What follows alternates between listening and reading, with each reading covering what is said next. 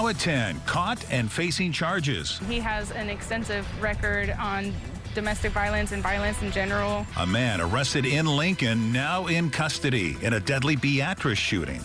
How investigators say a man was found shot after reports of screaming, then out early. I think people are more aware. Ticks are showing up sooner and in more places across Nebraska, what experts say is behind the uptick. Also, the power of giving. Any little thing that you do for the community has a huge impact on the people that you share it with. Volunteers across Lincoln are giving their time, from serving meals to helping kids learn. Why organizations say these connections are changing lives. And last-minute reversal. Well, I expect to be bombing because I think that's a better attitude to go in with, but we're ready to go. President Trump backs off threats, extending the Iran ceasefire for now. Why Iran is stonewalling Washington. And breaking now, Beatrice police are investigating a homicide tonight. Good evening, everyone. Thank you for joining us. I'm Rod Fowler. One man was fatally shot this morning, and tonight, another man is in custody. Channel 8's Danielle Da Silva was in Beatrice and joins us now in the newsroom with what we know. Danielle? Rod, tonight I spoke with a woman who awoke this morning to the sound of 3 loud bangs. And at the time, she couldn't imagine that it came from a gun, because she says that simply doesn't happen in Beatrice. But upon learning that they were gunshots, she says she's not completely surprised. At 5 a.m. this morning, the Beatrice police flooded the area near North 9th and Summit Streets in Beatrice.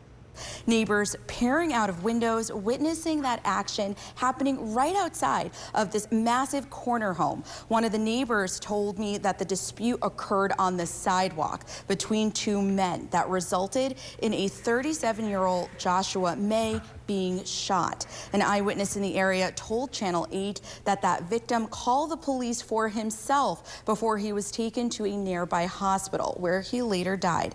Hours later, Beatrice police say they arrested the suspected shooter, 31-year-old Justice Barnhouse in Lincoln. He has an extensive record on domestic violence and violence in general. It's word of mouth because he is well known about all of his violent tendencies and all of his background. He has been doing this for a while. We checked court records on October 2025. Barnhouse was arrested for a domestic violence dispute where he was accused of strangling his girlfriend at the time. Barnhouse was later released after posting bond. Sherry Brown has lived in Beatrice. She has lived in Beatrice for years and says it's mostly safe, but when violence strikes, she questions what could be done to stop it. Like, they need to be continuously held accountable, and those need to be taken into effect. In 2020 of Alex Radar, which she feels wasn't punished strongly enough.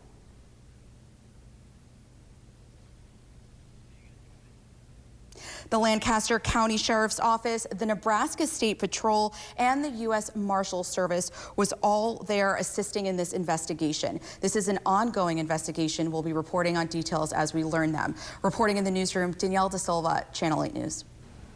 All right, thank you, Danielle. Bertrand Community School today sending out an emotional letter to students and families.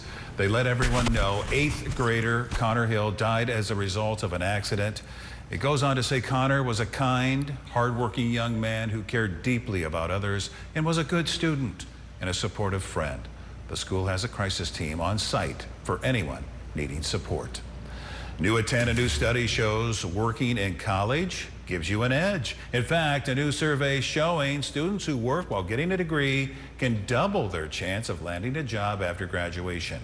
Experts say it's not about the paycheck, but about showing employers you can show up and do work. Working also helps students start their job search earlier and build connections that can lead to a job. All right, let's get to your first weather now with Rusty. We take a live look, as we usually do, over southeast Nebraska from our network of cameras. The wind dying down a bit tonight. Those flags not waving quite as hard as they were. We had a warm and very sunny day today. The question on a lot of people's minds, Rusty, how are we looking when it comes to any chance of rain? We should probably ask this question every night because that's the #1 question I hear all the time, and I'm looking for it. I really am, and I hope that if you need it, you find some over the next few days. And there are chances. First, western half of the state tomorrow, so let's look at that first. This is what it looks like by Wednesday into early Thursday morning. Not a lot, but maybe a 1/10 of an inch in some spots here and there. And then as we head into Thursday afternoon and very early Friday morning, another wave moves through. Now this potential in eastern Nebraska has a chance to have some severe weather with it. So we'll talk more about that in a few minutes. First, outside right now, still a bit of a breeze out there. 27th and Yankee Hill Road, Honda of Lincoln Cam. That's really cool. I love how they lit that up. 75 degrees.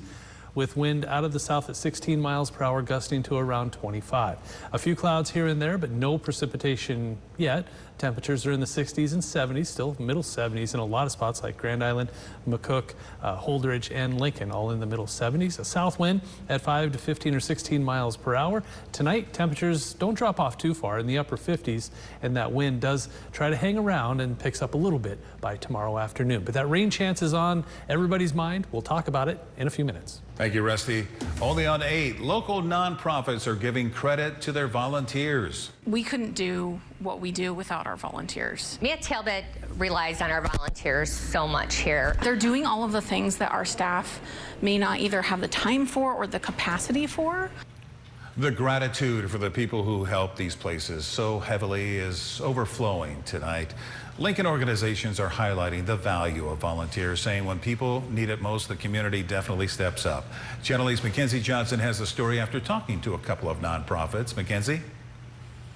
It's National Volunteer Week. Thousands of people pour in time and effort in places like Matt Talbot and Community Action.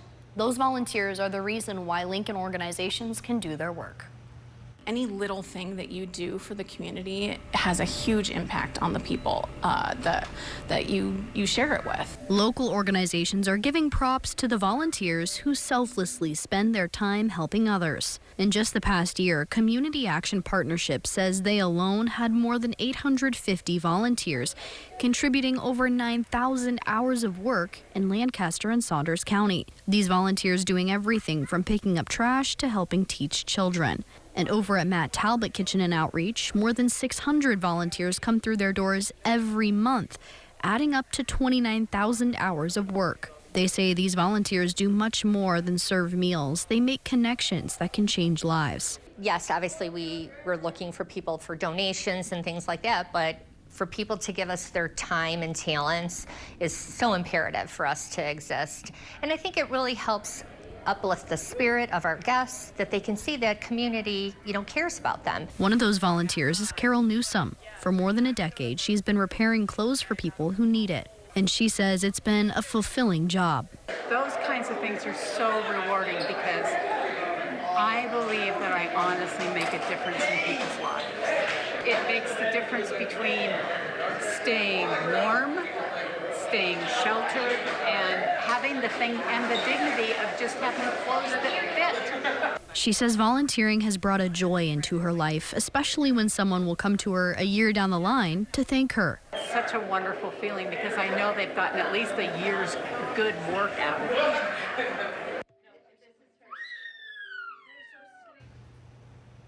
Community Action putting up signs like this one here to thank their volunteers, and everyone we spoke to agrees it only takes an hour of your time to really make a difference in the community. Reporting in the studio, Mackenzie Johnson, Channel 8 News. All right, thank you, Mackenzie. President Trump tonight saying he's extending the ceasefire deal with Iran. It comes at a crucial time, just hours before it was set to expire. He says he made it at Pakistan's request. The president today writing on social media he has agreed to, quote, extend the ceasefire until a proposal from Tehran is submitted and discussions are concluded one way or the other. He insists a deal will be made, deflecting pressure to Iran to make one. Speaking with CNBC today, Trump threatening to escalate attacks if not. What I think is that we're going to end up with a great deal. I think they have no choice. The president says the blockade in the Strait of Hormuz will continue. Also, Vice President Vance's expected trip to Islamabad to lead talks with Iran has been called off for now. Well, breaking now, maps officially redrawn. How this could shift power in Washington. A major political shift could be coming. Virginia voters today just approved a plan to redraw congressional maps that could help Democrats flip up to 4 Republican seats this fall, and that could impact who controls the House after the midterms. Democrats say this levels the playing field when it comes to gerrymandering. Republicans call it a power grab. Well, right now, Governor Pillen is issuing another executive order. It's to help ranchers who have been impacted by those wildfires. This one aiming at relaxing regulations for truck drivers who are hauling feed and supplies. The order is designed to speed up deliveries to areas hit hardest by the recent wildfires across central and western Nebraska. It temporarily waives rules on driving hours and allows trucks to carry heavier and larger loads. State officials say it will help get critical supplies such as feed to ranchers faster. The order remains in effect until May 14th. Also tonight, UNL putting together a new website devoted to Nebraska wildfires. The website includes a bunch of recovery resources all in one place, from what you need to know to what you need to know now to how to rebuild from a wildfire. The site brings together science-based guidance, field observations, and resources to support recovery and get wildfire victims back on their feet. We have a link to it on KLKNTV.com under the links we mentioned tab. Well, developing now, Offutt Air Force Base responds to security concerns. There were rumors of an individual arrested for taking photos of defense installations. They say the person did not gain access to the Air Force Base, and the FBI is investigating. Taking pictures of defense installations is a violation of federal law. That person was arrested. Senator Ricketts saying that person taking the pictures was a Chinese national. He says, quote, the threat of communist China's spying efforts on sensitive American military sites is real and persistent. He also applauded the security forces at Offutt for locating this person and bringing them to justice. Coming up after the break, not just a summer problem, ticks are out earlier this year and showing up in new areas. What's causing the surge? We'll take a closer look. And all new tomorrow morning starting at 5 a.m., kids at risk. A new report taking a closer look at Nebraska's air. Why experts say children could be hit the hardest. It was a warm day today, but no humidity, so it probably didn't feel as hot as it does in July or August. This will continue for a couple more days. The forecast when we come back.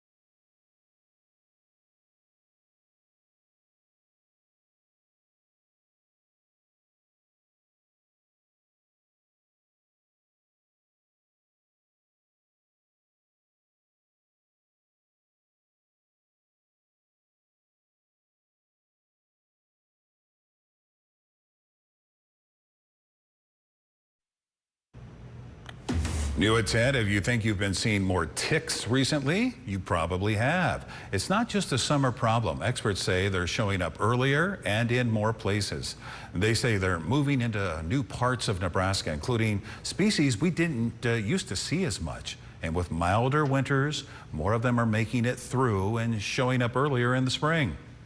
I think people are more aware. I think that's another key role. I think with what's been happening with the alpha-gal syndrome, right, which is where people are eating red meat and other kinds of meat and gel, those products. And I mean, that's terrifying, to all of a sudden become allergic to eating hamburger. And so I think people, when they hear that, they perk up. And so they're really worried about any kind of a tick bite because it's a big lifestyle change.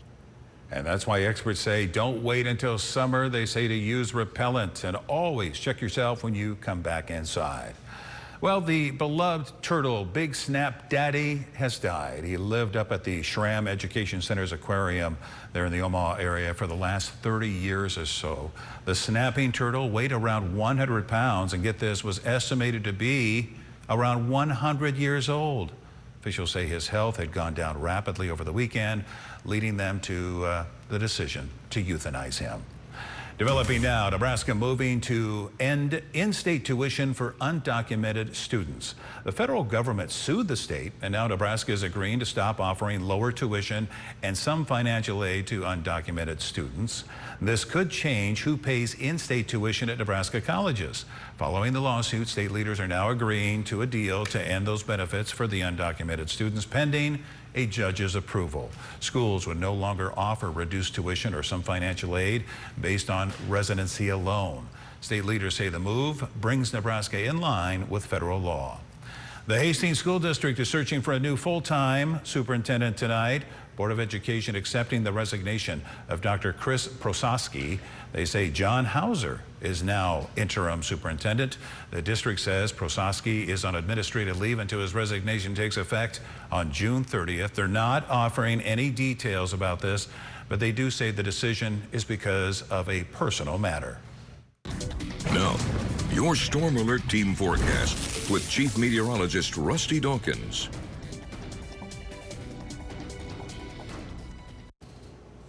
Warm day today. Temperatures very close to 90 in many spots. In fact, we did get to 90 in Norfolk, Grand Island, Holdridge, Broken Bow, Thedford, North Platte, and McCook at 93. Didn't quite get there in Lincoln at 89 degrees, always close. 87 in Beatrice and 89 in Hebron. So it's warm. The wind picks back up tomorrow for, well, everybody shaded in pink here. And the dew points are low. Everything's dry. We need the rain. So this is becoming commonplace. I don't show it every night, but just know that if a fire gets started anywhere, it can likely get out of control very quickly. So red flag warnings in place for a lot of folks. 48th and Cornhusker Highway, ABC Seamless looking at a lot of orange cones. I didn't know, you're talking tick season is starting in early. It seems like orange cone season has started up early. Goodness sakes, they're everywhere. Look at all of that. I mean, for good reason, but goodness sakes. I'm avoiding that area for now. I don't even know if I could drive through that. 75 in Lincoln, 73 in Beatrice, 73 in Hebron for current temperatures. Very warm out there, middle 70s. This is above our average high. We should be in the middle 60s this time of year, but a lot of 70s out there. The wind keeping things a little warm out of the south at 15, 16 miles per hour. So not really windy, but still breezy. And that will continue along and south of Interstate 80. Notice we still have some 20 and 25 mile per hour gusts just to our south. So the wind is still out there. Clouds barely, no precipitation, unfortunately, but we have some chances. So let's kind of go through this step by step. We have maybe a little patchy fog here and a spot shower on the other side of Omaha, but again, no real precipitation chances. As we head into Wednesday afternoon, sunny, sunny, sunny. 1, 2, 3, 4, 5, 6 isolated storms. One or two of these could get strong tomorrow afternoon. Watch this right here. See how it just kind of flares up there real quick? So we have a chance for the western half of the state for a strong storm or two. After the sun goes down, that's gone. So because of that, far western Nebraska and the Panhandle, so Valentine, North Platte, McCook, West, level 1, marginal risk for severe storms. Central and eastern Nebraska, nothing. But that chance comes on Thursday, especially if you draw a line like right here. So watch what happens. This is kind of an interesting storm setup. Storm's off to the east, but some light misty precipitation, light rain showers here, and a cold front is going to slam into this and try to pop off some thunderstorms. One or two of these could, very early here, could have a little rotation to it. Then it turns into a linear kind of hail, possibly damaging wind, and then just wind as it moves off to the east. So very quick. This will be done by or out of our area around sunset. But late afternoon into the evening hours, early evening, you're looking at a severe weather threat. So because of that, we have a large area of a slight risk for Thursday in the afternoon and evening hours. Something we'll keep a close eye on. Tonight, temperatures in the middle 50s, highs tomorrow, cooler but still warm, between 80 and 85 degrees.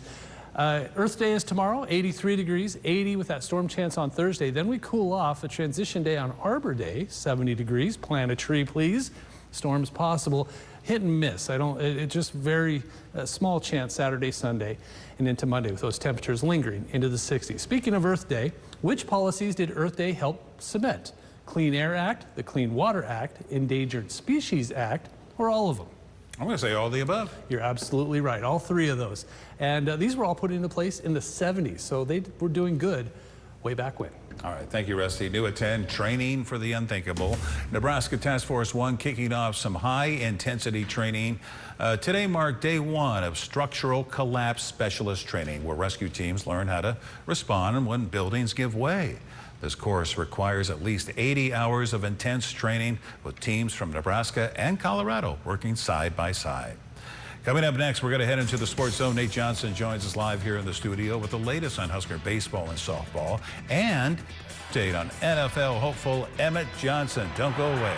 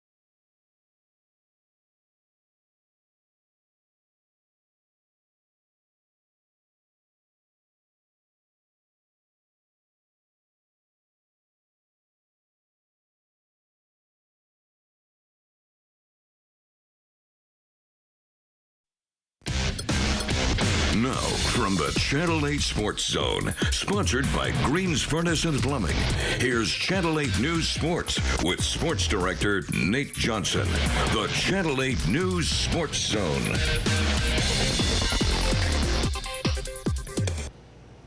Well, hey, what's going on? Thanks so much for tuning into the Sports Zone tonight. Both Nebraska baseball and softball were in action this evening, and we'll start with the softball team, who was just east of Lincoln in Omaha, taking on UNO this evening. A great night for some softball tonight. Omaha, they got on the board first, scoring 1 in the first. Nebraska, though, would respond with 3 runs in the second, and they would just take off from there. The Huskers putting up 11 runs on the road. A fair fight from the Mavericks, taking it all 7 innings. That's something Minnesota couldn't do 2 of 3 times in the last series. The final of the night, though, 11-4. Nebraska, the Huskers compiled 14 hits, 4 home runs, 6 strikeouts total between Alexis Jensen and Hannah Comdesign. And Nebraska, well, they just been rolling. They just have 2 regular season series left, starting with their final home series in a homestand versus Iowa this weekend. Nebraska baseball was playing in a big one tonight, a top 20 showdown on the road in Lawrence, Kansas. The Huskers,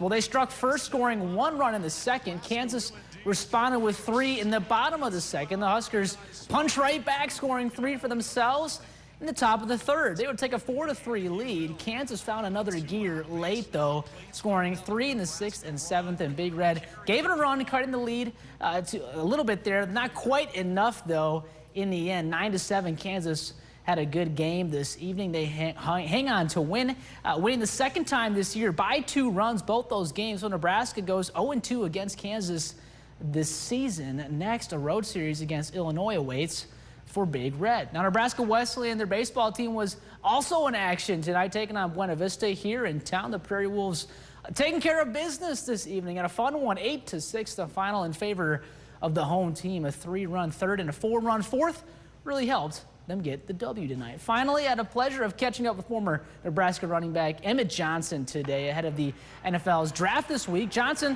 will be hoping to hear his name called between Thursday and Saturday, being the Big Ten Conference running back of the year. Man, he was a force all season long. So much fun to watch. He racked up 1,451 yards on the ground and 12 touchdowns. Johnson had a special message he wanted to share with Husker Nation before the start of his NFL career. Yeah, Husker Nation, I just want to say thank you. You know, the last 4 years of my life was a true blessing living in Lincoln and being a student athlete there and also doing things in the community. Just know you guys, got my love and always and support. Always going to be supporting you guys. I appreciate you guys for supporting me. Going to dominate the NFL, so you guys better stay tuned for that if you guys still want to support me. But just know that I'm ready to dominate. I love you guys. I'm going to be back, whenever I get a chance. But yeah, man, just know I'm taking Husker Nation to the NFL, and I'm going to dominate in the NFL. So just know that. And just wanted to say to Emmett, best of luck in the future. Excited to see where you land. We'll be rooting for you in the NFL here in Lincoln. Here's a look at this week's NFL draft rounds and days. You can check out the action right here on KLKN TV. Round 1 starts this Thursday at 7 p.m. Central. Rod, I'll tell you what, I'm going to be the first one to get Emmett Johnson jersey wherever he ends up landing. I'll send thanks back over to you, though. You're absolutely right. He was so much fun to watch. Wish him the very best. Thank you, Nate. Rusty, he's fun to watch. Here's the final check of the weather next. He's giggling over here.